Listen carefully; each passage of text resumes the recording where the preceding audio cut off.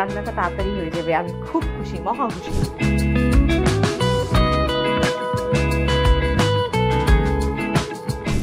কি সুন্দর বেগুন!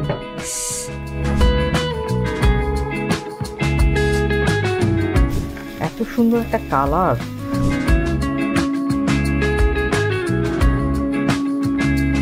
কত মার্কস দিবা তুমি আমার রান্নার বলো? 100। 100? যাক, আলহামদুলিল্লাহ। আজ ব্যাংককের দ্বিতীয় দিন।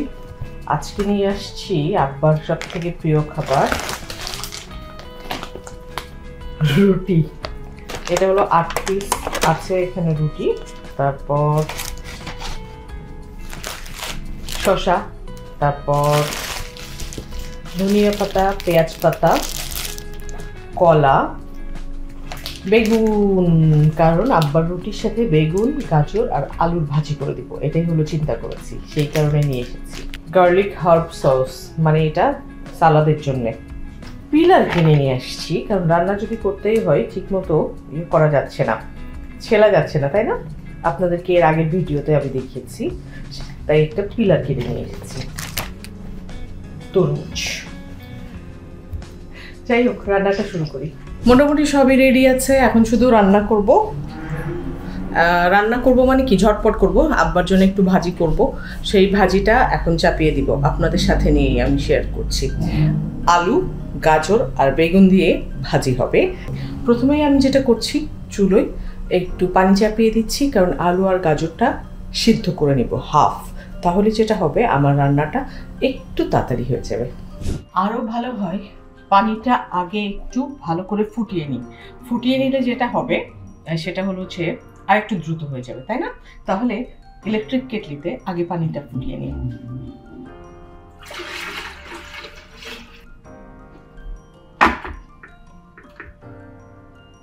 আজকে যেহেতু পিলার আছে, সেহেতু আগেই সবকিছু পিলিং করে নিব। তাতে যেটা হবে, কাজটা এগিয়ে যাবে। নতুন পিলারটার খুব মজা আছে, সাথে এক পাশে নাইফ আর এক পাশে পিলার। সুতরাং আজকে এই ছোট নাইফটা দিয়ে ট্রাই করব। মনে হয় না যে পারবো, তারপরও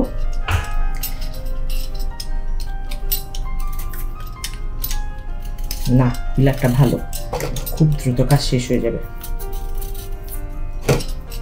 একটু আনকমফোর্টেবল আছে, কারণ এই ধরনের পিলারে তো কাজ করার অভ্যাস নেই, আমারটা একটু ডিফারেন্ট, সেই কারণে। কিন্তু পিলারটা যে সুন্দর ধার, দারুণ।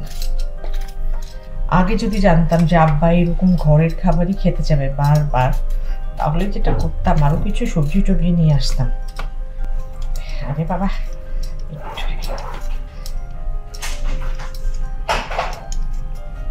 পিলার লাগে ঠিক আছে, কিন্তু এখন মনে হচ্ছে এটাতে যে পরিমাণ বাঁধিয়ে বাঁধিয়ে কাটছি, যেহেতু আমি আনকমফোর্টেবল এই পিলারটাতে, সেহেতু আমার ওই নাইফ দিয়ে আঁচড় দিয়ে তারপরে সেই আলুটা রান্না করাই ভালো ছিল।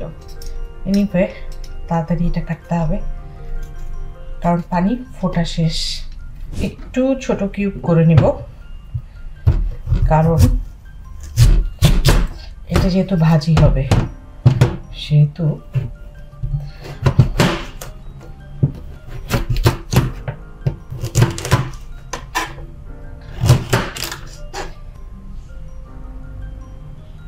এই হলো গাজর। আলুটা দেখিয়ে দিই আপনাদেরকে।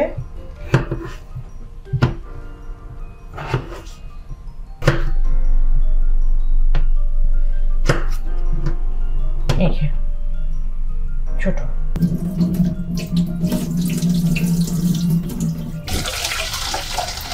একটু বেশি দিয়ে দিলাম, তাই না? তাহলে যেটা হবে যে ওই যে নিচে লাগা টাকা ওইসবের কোনো ঝামেলা থাকবে না।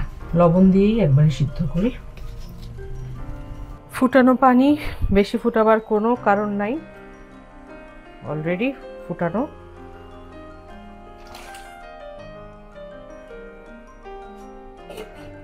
পেঁয়াজ রসুনগুলো এবার কেটে ফেলি। কেটে ফেললে যেটা হবে, কাজ এগিয়ে যাবে। একটাই একটু বড় সাইজের পেঁয়াজ দিয়ে দিব, তাহলেই হয়ে যাবে। বেশি হবে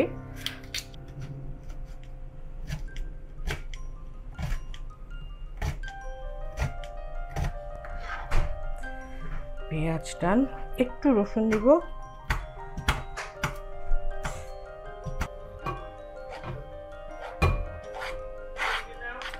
বেগুনটা কেটে ফেলবো।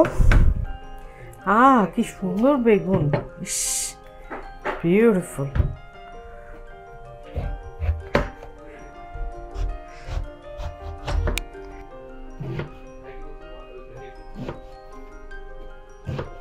একদম সুন্দর, একদম কচি।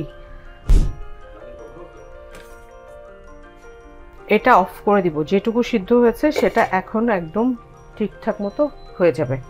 বন্ধ থাকলেও পানি ঝরিয়ে নিব, ঝরিয়ে নিয়ে একবারে তেলের উপরে দিয়ে দিব। ওকে, একটা কাজ করেছি যে একটা চালনি নিয়ে আসছি, এখন এই চালনিটা দিয়ে মোটামুটি পানি যেটা ঝরাবো সেটা ঝটপট ঝরানো হয়ে যাবে। দেখায় আপনাদেরকে।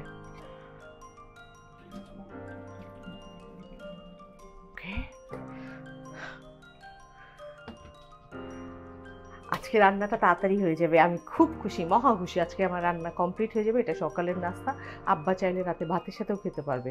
তবে জানি না রাতে আমরা কোথায় ডিনার করবো। এনিওয়ে যাই, রান্নায় ফিরে যাই।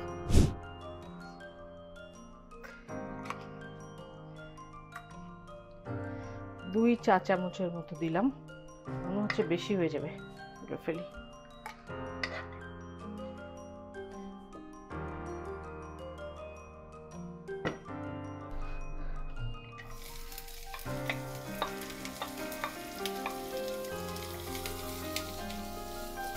গরম তেলে দিয়ে দিলাম। আগে দেবার কারণ হলো রসুন। রসুন কুচি না থাকলে পেঁয়াজটা আসলে পরে দেওয়াটাই বেটার। যেহেতু আমি একটু রসুন দিব, সেহেতু আগে দিয়ে দিলাম। রসুনের পেঁয়াজ নরম হয়ে আসছে, দিয়ে দিলাম। যেহেতু এটা সিদ্ধ করা, সেহেতু বেগুনটাও দিয়ে দিব এখন।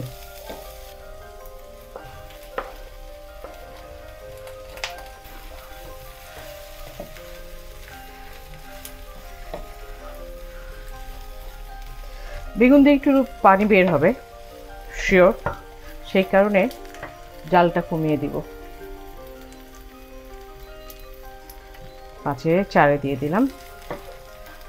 এটা একটু ঢেকে দিতে পারলে ভালো হতো, কিন্তু এটার না কোনো ঢাকনাই নাই এখানে। এনিওয়ে একটু লবণ দিতে হবে।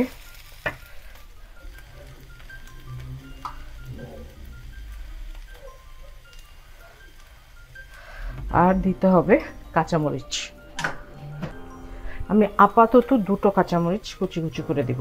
বেশি চিড়ে দিলে কিন্তু ঝালটা বের হবে না, এই কারণে বেশি ঝাল দিতে হবে, তার থেকে কুচি কুচি করে দিব। একটা লাল আর একটা সবুজ কাঁচামরিচ দিয়ে দিলাম। এত সুন্দর একটা কালার, আমার কেন যেন আর দিতে ইচ্ছে করছে না, হলুদ দিতে ইচ্ছে করছে না, দিবও না। আজকে এইভাবেই রান্না হবে। কিন্তু এখন মনে হচ্ছে এটাকে সবজি করে ফেললে কেমন হয়, চেষ্টা করি, হয়ে যাবে। ওকে, একটু পানি দিই।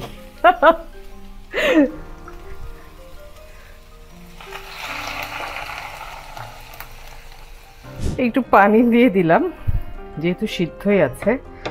আর দিব একটু জিরার গুঁড়া, একটুখানি। জিরার গুঁড়া দেওয়ার সাথে সাথেই স্মেলটা কিন্তু চেঞ্জ হয়ে গেছে। ওকে, এবার যেটা দিব সেটা হলো 1 চিমটি পরিমাণ, এইটুকু পিঞ্চ মানে একদম 1 চিমটি পরিমাণ গরম মশলার গুঁড়া। মজার কালার আসছে না? পেঁয়াজ পাতাটা দিয়ে দিব এখনই, কারণ এটা হয়ে আসছে। একটুখানি বাগার দিব, এটা একটু নরম হোক। ওটা নরম হতে হতে যেটা করব, এখন একটু ধনিয়া পাতাটা কুচিয়ে নিব। আর আর আর কি লাগবে? আর কিছু লাগবে না, ধনিয়া পাতা দিতে হবে। আচ্ছা, এখন ধনিয়া পাতাটুকু দিয়ে দিব, কারণ ওটা হয়ে গেছে এবং প্রায় শেষের দিকে, তাই।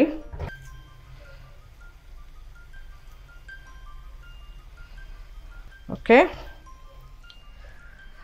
ডান। আমার প্রায় শেষের দিকে। এখন যেটা করব এটা বাগার দিব। তরকারিটা এখন একটু নামিয়ে রাখতে হবে। এটার মধ্যে কাঁচা পেঁয়াজ ছিল, ভুলেই গিয়েছিলাম। এই যে এখন একটু সুন্দর ভেজা ভেজা মাখো মাখো ব্যাপারটা আছে। ঘি দিয়েছিলাম 1 চা চামচ। এখন ভাগ্যিস তখন তুলে রেখেছিলাম মোটামুটি। এখন যেটা হচ্ছে বাকি আর 1টা চামচ দিয়ে একটু জাস্ট বাগার টাইপের মাখো মাখো যেহেতু হয়েছেই,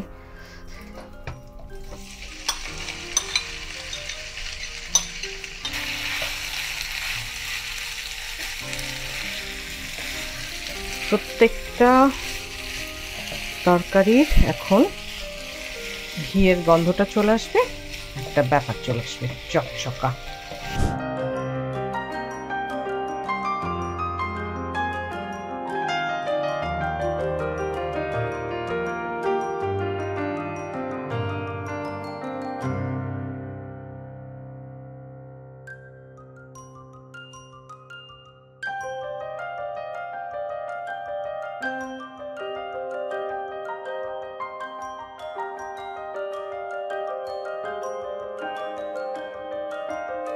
কি বলো, কেমন হয়েছে খাওয়া? খুবই ভালো, সুন্দর। যেমন রুটি গরম তেমন তরকারি চাইনিজ। চাইনিজ না তো, গরম মশলা দেয়া, জিরা দেয়া, তাহলে চাইনিজ কিভাবে হলো? ওই অনেক দেখা যাচ্ছে। শান্তি রুটি খেয়ে? হ্যাঁ, খুব আলহামদুলিল্লাহ। আলহামদুলিল্লাহ। তোমাকে শান্তি দিতে পেরে। কত মার্কস দিবা তুমি আমার রান্নার বলো? 100। 100? যাক, আলহামদুলিল্লাহ। আমার এই অদ্ভুত রেসিপি, মানে ভাজি করতে গিয়ে তরকারির রেসিপি যদি আপনাদের ভালো লেগে থাকে তাহলে অবশ্যই লাইক, শেয়ার এবং সাবস্ক্রাইব করবেন প্লিজ।